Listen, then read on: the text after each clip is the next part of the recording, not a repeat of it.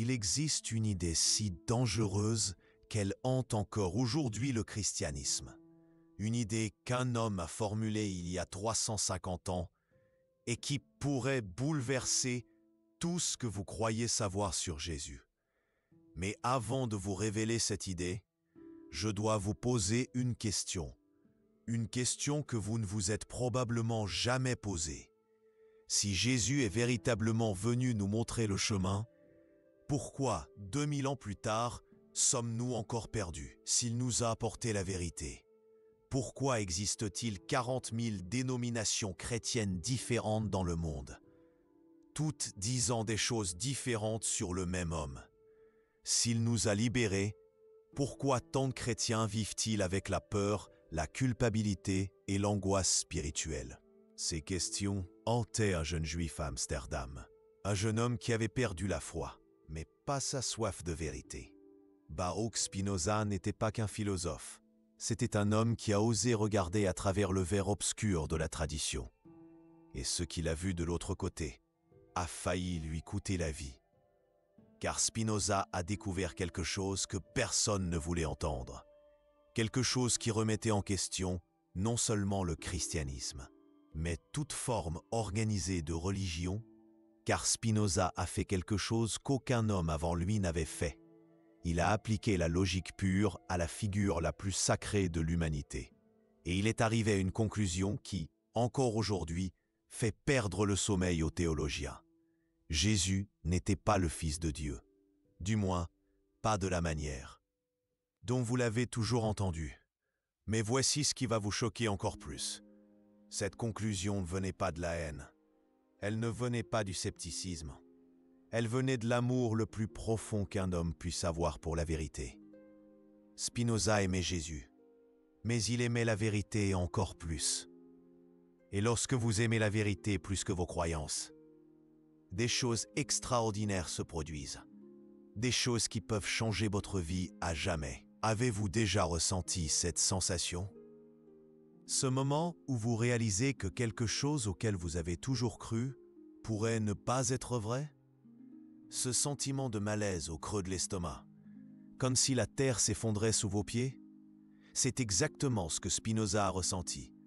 Mais au lieu de fuir cette sensation, il y a plongé et il a découvert de l'autre côté quelque chose d'infiniment plus beau que n'importe quel dogme. Mais avant que vous ne fermiez cette vidéo, avant que la colère ou la peur ne vous envahissent, je dois que vous compreniez une chose. Spinoza n'essayait pas de détruire le christianisme. Il essayait de le sauver. Et peut-être, seulement peut-être, a-t-il trouvé une vérité plus profonde que tout dogme n'a jamais pu exprimer. Avez-vous déjà senti que quelque chose ne collait pas? Qu'il y avait des questions que vous n'osiez pas poser? Qu'il y avait une immense distance entre ce que vous sentiez dans votre cœur et ce qu'on vous disait de croire?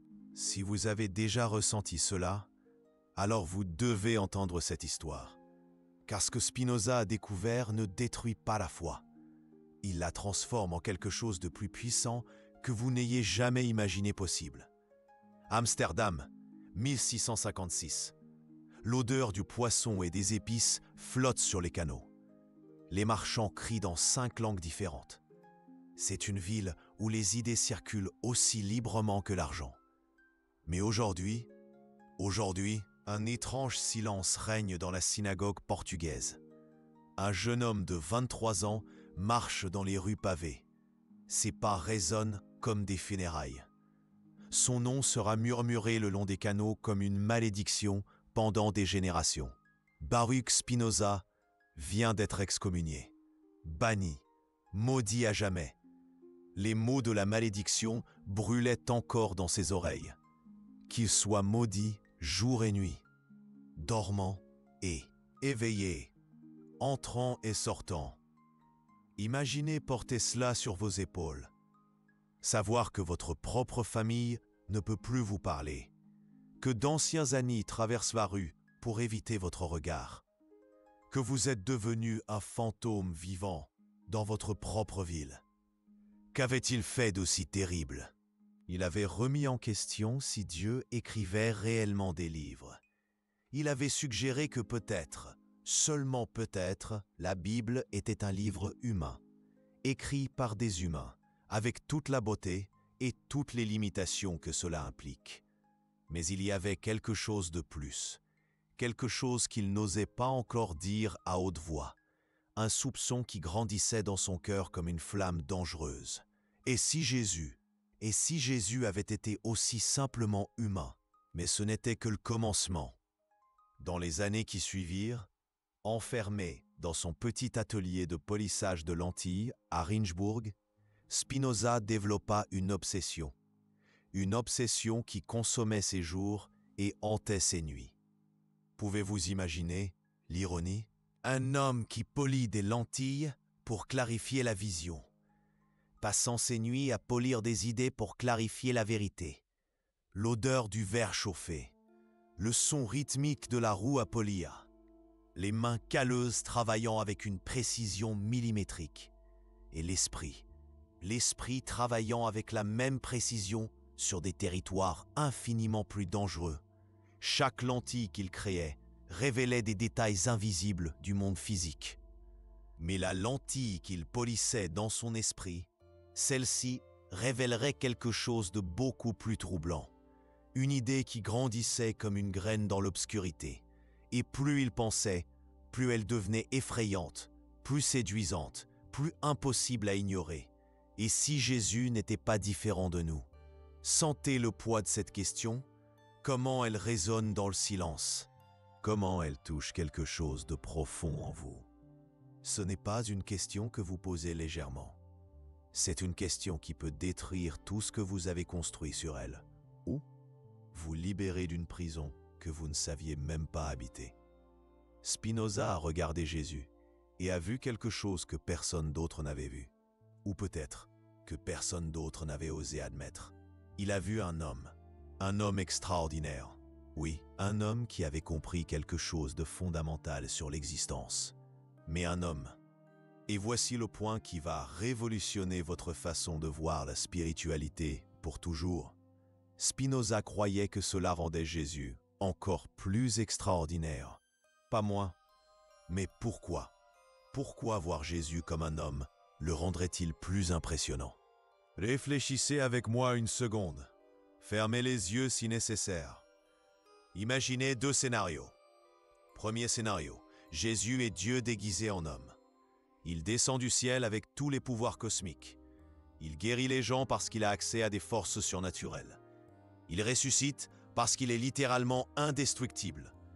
Il enseigne avec autorité parce qu'il porte la sagesse infinie. Deuxième scénario, Jésus est un homme, comme vous. Il naît vulnérable, grandit en apprenant, doute, souffre, a peur. Mais à un moment de son voyage, il découvre quelque chose. Quelque chose qui transforme complètement sa relation avec l'existence. Et à partir de cette découverte, tout change. Lequel des deux scénarios vous inspire le plus? Lequel vous donne le plus d'espoir? Si Jésus était Dieu déguisé, alors tout ce qu'il a fait était une sorte de théâtre cosmique. Intéressant à regarder, mais impossible à reproduire. Mais si Jésus était un homme qui a réussi à transcender toutes les limitations humaines, s'il a réussi à se connecter au divin en étant complètement humain, alors il nous montre quelque chose qui change tout, que nous aussi, nous le pouvons. Pouvez-vous sentir le poids de cela? Cette responsabilité terrible et merveilleuse qui repose sur vos épaules. Spinoza appelait cela connaissance intuitive, la capacité de voir au-delà des apparences, de toucher à la réalité ultime, de sentir que vous n'êtes pas séparé de Dieu, que vous êtes une expression de Dieu. Jésus avait trouvé cela, et c'est pourquoi il parlait avec autorité, pourquoi il guérissait, pourquoi il transformait des vies d'un simple regard. Non pas parce qu'il était différent de vous en essence, mais parce qu'il avait découvert ce que vous n'avez pas encore découvert. Mais attendez, si cela était vrai, si Jésus était réellement humain, comment expliquer les miracles? Ah, ici, Spinoza nous force à regarder à nouveau à travers le verre obscur. Et ce qu'il nous montre va défier tout ce que vous pensez du surnaturel.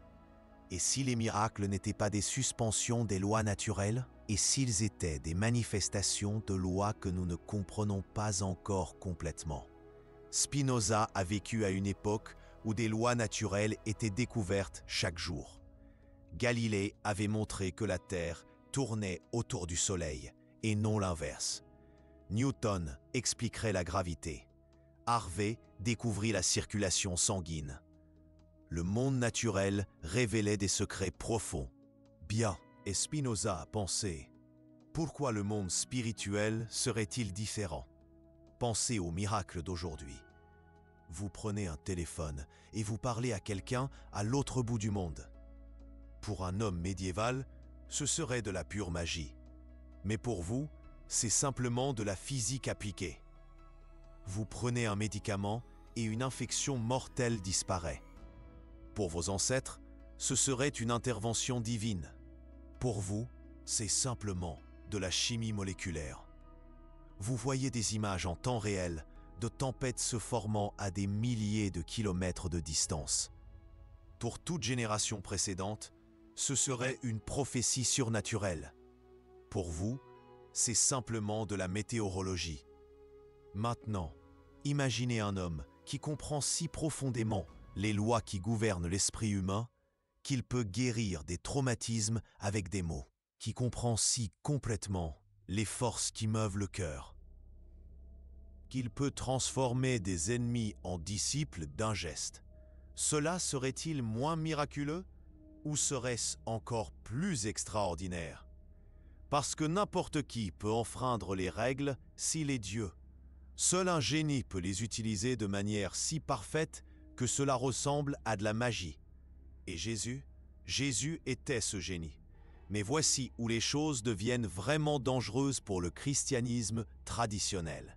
Si Jésus était humain, s'il a trouvé Dieu en étant complètement humain, alors qu'est-ce que cela dit des églises, des prêtres, de toute la structure qui s'est construite autour de l'idée que nous avons besoin d'intermédiaires? Spinoza voyait avec une terrible clarté. Si Jésus nous a montré que chacun peut se connecter directement au divin, alors pourquoi avons-nous besoin de quelqu'un pour le faire pour nous? Et c'était l'idée vraiment dangereuse. Non pas que Jésus ne soit pas divin, mais qu'il nous avait montré comment nous pouvons l'être aussi. Avez-vous déjà eu ces moments? Lorsque vous êtes seul dans la nature, ou en tenant un enfant, ou perdu dans la musique, et vous sentez que vous avez touché quelque chose de plus grand, quelque chose d'éternel.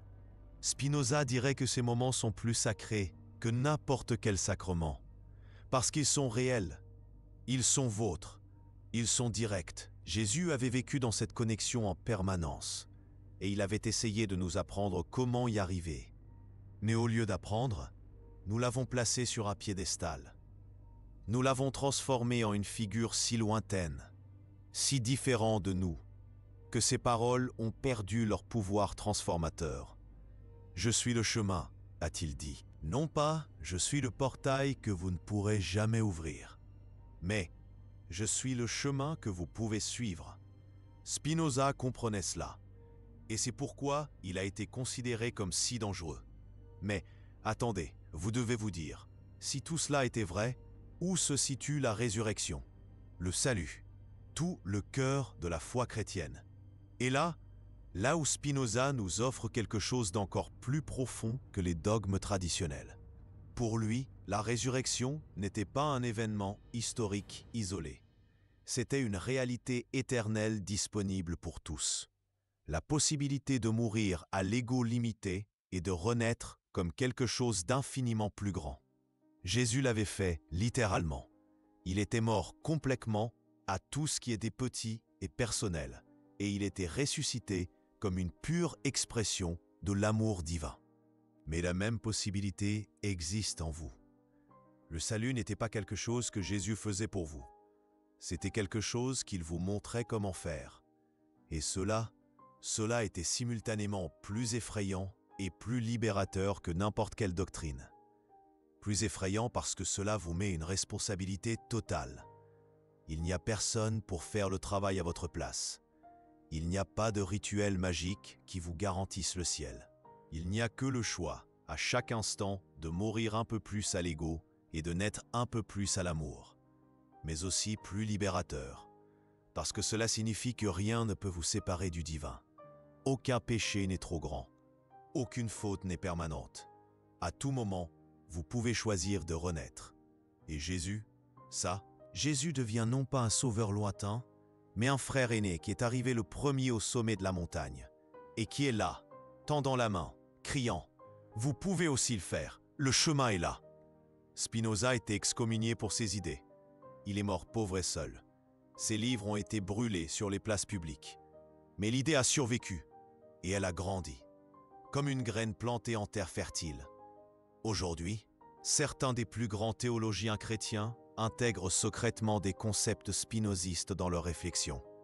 Ils parlent d'une spiritualité plus mature, d'une foi qui n'a pas besoin de miracles externes pour être puissante, parce qu'ils ont découvert la même chose que Spinoza lorsque vous cessez d'essayer de transformer Jésus en un Dieu lointain. Il devient infiniment plus présent dans votre vie. Lorsque vous cessez d'attendre qu'il résolve vos problèmes, vous découvrez qu'il vous a déjà donné tous les outils nécessaires. Lorsque vous cessez de l'adorer comme quelque chose d'impossible à atteindre, vous commencez à marcher dans sa direction. Et alors quelque chose d'intéressant se produit. Vous réalisez que plus vous vous approchez de ce qu'était vraiment Jésus, plus vous vous sentez divin. Non pas au sens de la supériorité, mais au sens d'une connexion profonde avec tout ce qui existe. C'est comme si Spinoza avait découvert le secret que Jésus essayait d'enseigner tout le temps, que la séparation entre l'humain et le divin est une illusion, que Dieu n'est pas quelque part au loin dans le ciel. Il est ici, maintenant, en vous, comme vous. Jésus l'avait parfaitement compris, et il avait essayé de nous le montrer. Mais nous préférons l'adorer à l'imiter. Nous préférons prier pour lui que de marcher comme lui. Spinoza nous invite à cesser d'adorer Jésus et à commencer à le suivre vraiment. Et cela change tout. Parce que si Jésus était humain comme nous, s'il a trouvé Dieu en étant complètement humain, alors il n'y a aucune excuse pour ne pas essayer la même chose. Il n'y a aucune justification pour vivre petit, pour nous contenter de miettes spirituelles alors que le festin entier est à notre disposition. Jésus nous a lancé une invitation. Spinoza nous montre comment l'accepter. Mais il y a un piège. Une fois que vous le voyez, une fois que vous comprenez vraiment, il n'y a plus de retour en arrière. Car vous réalisez que la responsabilité a toujours été la vôtre. Le choix a toujours été le vôtre. Le pouvoir a toujours été entre vos mains. Et cela est à la fois libérateur et terrifiant. Parce que désormais, vous ne pouvez plus vous cacher derrière des rituels vides. Vous ne pouvez plus externaliser votre spiritualité. Vous ne pouvez plus attendre que quelqu'un vienne vous sauver. Vous devez vous sauver vous-même, comme Jésus s'est sauvé lui-même, en mourant à l'ego et en renaissant à l'amour. Et à chaque instant où vous retardez ce choix, vous niez le cadeau que Jésus a tenté de vous offrir. Mais lorsque vous l'acceptez enfin, lorsque vous cessez de voir Jésus comme un Dieu lointain et commencez à le voir comme un modèle accessible, quelque chose d'extraordinaire se produit. Vous réalisez qu'il avait raison depuis le début. Le royaume des cieux est réellement en vous. Il y a toujours été, attendant simplement que vous cessiez de le chercher dehors. Et alors, regardant à travers le verre obscur que Spinoza a nettoyé pour nous, vous voyez enfin avec clarté, Jésus n'était pas le Fils de Dieu dans un sens qui vous excluait. Il était le Fils de Dieu dans un sens qui vous incluait complètement. Et cela, c'est l'idée la plus dangereuse de toutes. Car une fois que vous l'acceptez, tout ce que vous pensiez savoir sur la spiritualité doit être repensé. Tout ce que vous teniez pour acquis concernant votre propre limitation doit être remis en question. Et tout ce que vous croyez sur la distance entre vous et le divin se révèle être la plus grande illusion de toutes. Mais maintenant, arrêtez-vous un instant. Sentez votre cœur battre. Car ce que je vais vous dire maintenant va au-delà de la philosophie. Cela touchera quelque chose que vous avez toujours su, mais n'avez jamais osé admettre. Spinoza avait un secret, une méthode qu'il utilisait pour parvenir à ses conclusions révolutionnaires. Et cette méthode fonctionne encore aujourd'hui. Il l'appelait la contemplation amoureuse de la réalité. Il ne s'agissait pas seulement de penser à Dieu, c'était de sentir Dieu dans chaque atome de l'existence, dans chaque feuille qui tremble au vent, dans chaque larme qui roule sur votre visage. Et plus il contemplait de cette manière, plus il devenait clair que Jésus avait fait exactement la même chose. Jésus ne prêchait pas sur l'amour de Dieu. Il était la manifestation même de cet amour en action. Chaque geste provenait de cette contemplation profonde. Chaque parole était une traduction directe de la réalité ultime. C'est pourquoi les gens se transformaient simplement en étant près de lui. Non par magie, mais parce qu'il irradiait une authenticité si pure qu'elle réveillait le même potentiel chez les autres. Spinoza avait découvert cela en étudiant non seulement les évangiles, mais en observant sa propre expérience. Car lorsqu'il entrait lui-même dans cette contemplation amoureuse, il ressentait la même présence que Jésus devait ressentir. Et il réalisa quelque chose d'effrayant. Il n'y avait pas de différence essentielle entre eux. La seule différence était que Jésus était allé plus loin sur ce chemin. Il s'était rendu plus complètement à cette réalité. Mais le chemin était le même. Il était ouvert à tous. Imaginez le courage qu'il a fallu pour écrire cela. Amsterdam au XVIIe siècle n'était pas un endroit pour les idées hérétiques. L'Inquisition brûlait encore des gens vifs pour des pensées moins dangereuses que celles-ci. Des gens disparaissaient du jour au lendemain. Des familles entières étaient détruites par une parole mal interprétée, un livre sur la mauvaise étagère, une question posée au mauvais moment. Mais Spinoza ne pouvait pas se taire. La vérité qu'il avait découverte était trop grande pour être gardée. C'était comme essayer de retenir l'océan dans un verre, même en sachant que cela pourrait lui coûter la vie. Et en effet, cela a presque coûté. C'était une froide nuit d'hiver. La neige recouvrait les pierres irrégulières de la Nieuwe Kerk. Les pas de Spinoza résonnaient dans le vide, chaque son amplifié par le silence glacial. Il revenait d'une réunion secrète. Un petit groupe de penseurs qui se réunissaient en cachette pour discuter d'idées interdites. La liberté de penser était un luxe mortel à cette époque. C'est alors qu'il vit l'ombre, un mouvement dans une ruelle sombre, le reflet métallique d'une lame. Oh, le murmure de pas rapides qui s'approchait. L'adrénaline explosa dans ses veines. Le temps ralentit comme cela arrive toujours dans les moments de vie ou de mort. Il tourna son corps à la dernière seconde. La lame fendit son manteau. Quelques millimètres séparaient sa survie de son destin de martyr pour une idée qui était encore naissante. L'assassin disparut dans l'obscurité aussi rapidement qu'il était apparu, laissant Spinoza seul dans la neige, tremblant, non de froid, mais de la proximité impossible entre la pensée et la mort. Spinoza garda le manteau déchiré toute sa vie, accroché dans son atelier comme un rappel quotidien, non du danger de ses idées, mais du prix infini de la vérité. Et même cela ne l'a pas arrêté, car il avait trouvé quelque chose qui avait transformé son existence complètement. La même chose que Jésus tentait de partager avec le monde.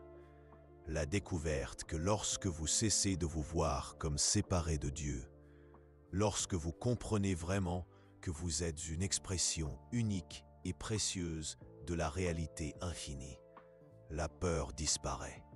Non pas la peur commune du quotidien, mais la peur existentielle profonde, la peur de ne pas être assez, la peur d'être seul dans l'univers, la peur de la mort. Jésus avait vaincu cette peur.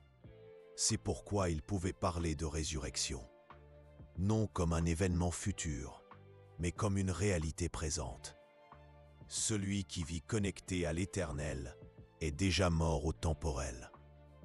Il est déjà né de nouveau à quelque chose d'indestructible. Spinoza l'avait prouvé géométriquement. Oui, vous avez bien entendu. Géométriquement.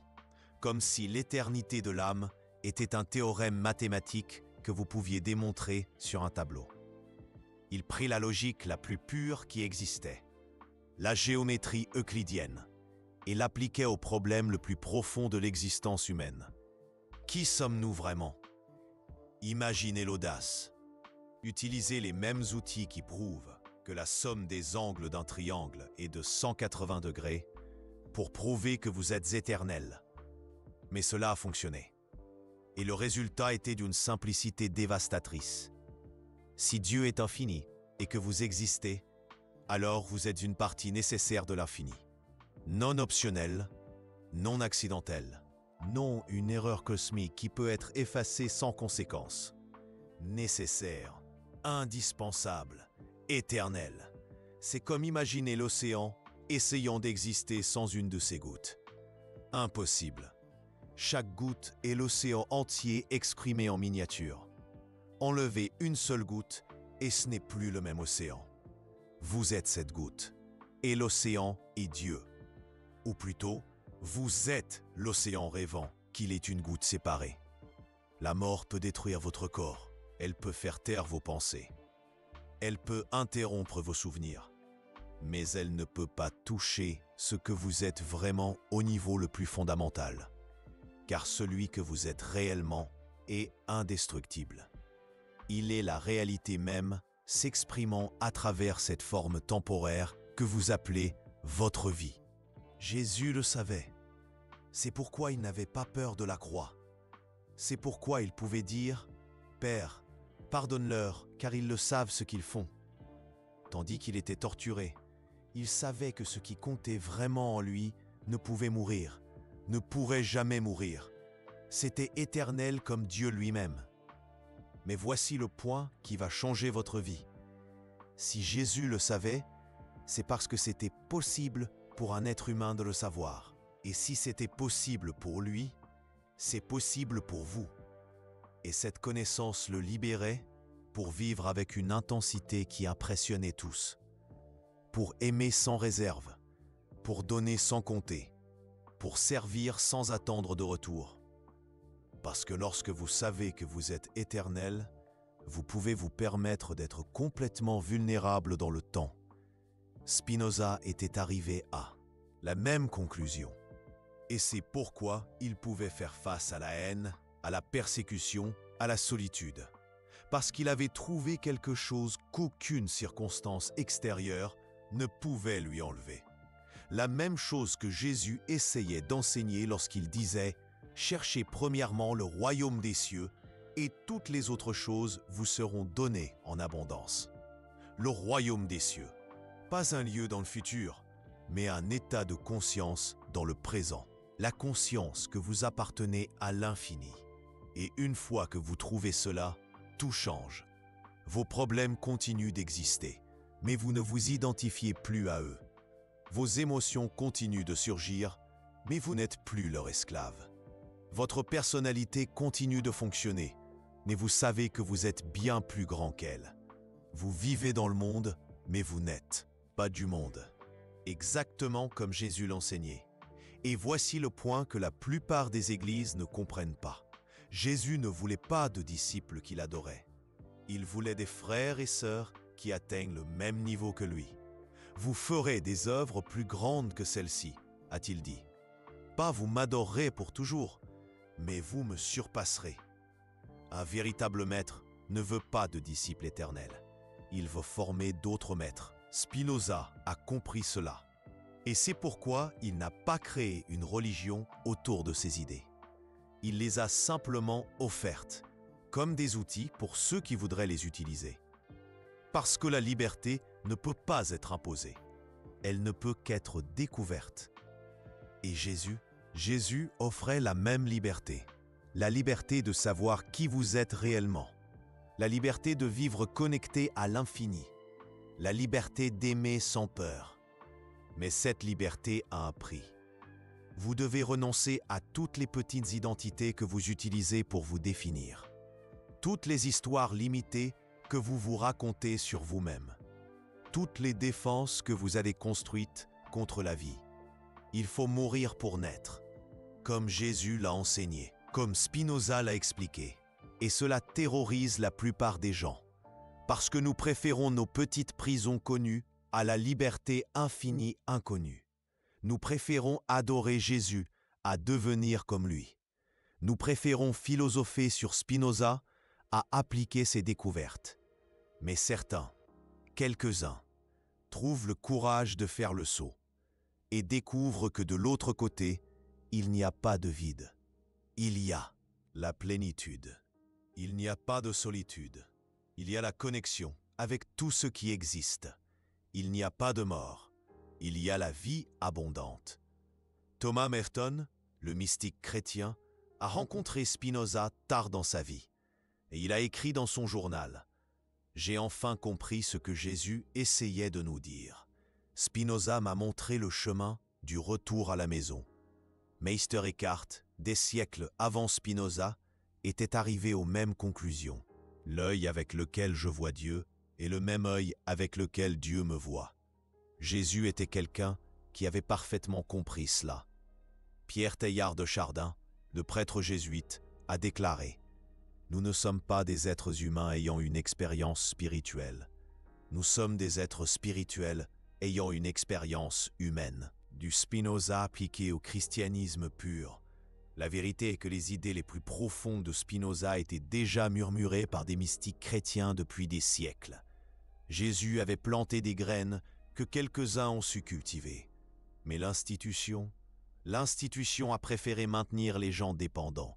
Elle a préféré vendre des indulgences à enseigner la contemplation. Elle a préféré construire des cathédrales à former des saints. Spinoza a simplement rendu explicite ce qui était déjà implicite dans les enseignements de Jésus. Et c'est pourquoi il a été considéré comme dangereux. Mais aujourd'hui les choses changent. Des gens à travers le monde redécouvrent cette spiritualité directe, cette connexion immédiate au divin, cette liberté qui ne dépend pas d'intermédiaire. Et en découvrant qu'ils se rapprochent de plus en plus de cette expérience, ils se sentent plus proches de Jésus. Non, pas comme une figure historique distante, mais comme une présence vivante et actuelle.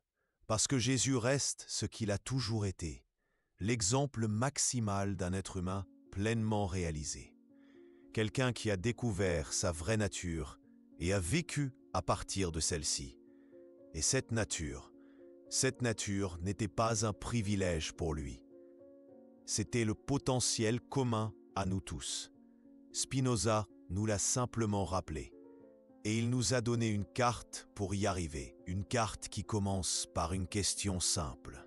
Si vous croyez vraiment que vous avez été créé à l'image de Dieu, pourquoi vivez-vous comme si vous étiez autre chose que divin?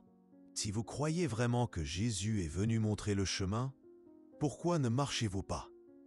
Si vous croyez vraiment que le royaume des cieux est en vous, pourquoi continuez-vous à le chercher dehors? Ce ne sont pas des questions rhétoriques. Ce sont des invitations pratiques. Des invitations à une expérience qui est disponible ici et maintenant. Parce que la vérité que Spinoza a découverte, la vérité que Jésus enseignait, n'est pas quelque chose à croire. C'est quelque chose à vivre. Et lorsque vous commencez à vivre cette vérité, lorsque vous expérimentez réellement cette connexion profonde avec tout ce qui existe, quelque chose d'extraordinaire se produit.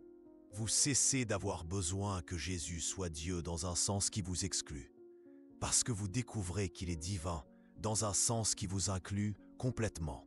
Vous cessez d'avoir besoin de miracles externes, parce que votre propre existence se révèle comme le plus grand miracle de tous. Vous cessez d'avoir peur de la mort, parce que vous découvrez que celui que vous êtes réellement n'est jamais, né et ne mourra jamais, et vous cessez de vous sentir séparé de Dieu, des autres, de vous-même, parce que vous réalisez que la séparation a toujours été une illusion. C'est ce que Spinoza appelait la béatitude, l'état de bonheur parfait qui survient lorsque vous voyez enfin la réalité telle qu'elle est. Jésus vivait dans cet état en permanence, et il essayait d'éveiller le même état chez les autres. Certains ont compris, la plupart non, mais la possibilité est restée vivante, en attente. Et aujourd'hui, à travers les lentilles que Spinoza a polies pour nous, nous pouvons voir clairement ce que Jésus offrait réellement. Non pas le salut de nos péchés, mais la découverte de notre innocence originelle.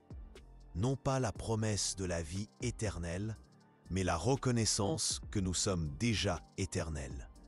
Non pas la rédemption par la souffrance, mais qu'une libération, une compréhension. Et cela ne détruit pas le christianisme. Au contraire, cela l'accomplit. Car enfin, nous pouvons cesser d'adorer Jésus comme quelque chose d'inatteignable et commencer à le suivre comme l'exemple de ce qui est possible pour chacun de nous. Enfin, nous pouvons cesser d'attendre qu'il nous sauve et commencer à utiliser les outils qu'il nous a laissés pour nous sauver nous-mêmes. Enfin, nous pouvons cesser de le voir comme une exception et commencer à le voir comme le premier d'une longue lignée. Et lorsque cela arrive, lorsque vous comprenez réellement ce que Spinoza tentait de dire, vous réalisez qu'il ne niait pas la divinité de Jésus. Il l'étendait pour vous inclure. Et ceci, c'est l'idée la plus dangereuse de toutes. Car une fois que vous l'acceptez, il n'y a plus de retour en arrière. Vous ne pouvez plus vivre petit. Vous ne pouvez plus vous contenter de miettes spirituelles. Vous ne pouvez plus remettre à plus tard la rencontre avec celui que vous êtes vraiment. Car Jésus est là, tendant la main, chuchotant « Viens, l'eau est bonne, toi aussi tu peux marcher dessus ».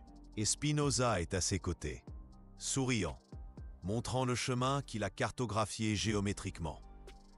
Le chemin du retour vers soi, le chemin du retour vers Dieu. Non pas le Dieu lointain des églises, mais le Dieu intime de votre propre existence, le Dieu qui palpite dans votre cœur, le Dieu qui brille à travers vos yeux, le Dieu que vous avez toujours été, mais que vous avez oublié d'être. Jésus s'en souvenait. Spinoza a expliqué comment s'en souvenir. Maintenant, le choix vous appartient. Vous pouvez continuer à adorer Jésus comme quelque chose d'inatteignable. Vous pouvez continuer à philosopher sur Spinoza comme une simple curiosité intellectuelle. Ou vous pouvez accepter l'invitation que tous deux vous lancent depuis des siècles. L'invitation à découvrir qui vous êtes vraiment.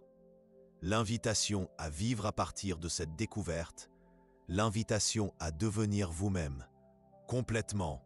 Et lorsque vous acceptez cette invitation, lorsque vous cessez enfin de chercher Dieu dehors et que vous le trouvez en vous, quelque chose de miraculeux se produit. Vous réalisez que vous n'avez jamais été séparé, que vous n'avez jamais été perdu, que vous n'avez jamais été seul. Vous étiez simplement oublié, rêvant que vous étiez moins que ce que vous êtes. Mais maintenant vous pouvez vous réveiller et découvrir que le rêveur et le rêve ont toujours été un. C'est ce que Jésus savait. Spinoza a prouvé. C'est ce qui vous attend. La question est, êtes-vous prêt? Car une fois que vous vous réveillez, il n'y a aucun moyen de retourner dormir. Et peut-être, juste peut-être, est-ce exactement ce que vous avez toujours souhaité, même sans le savoir.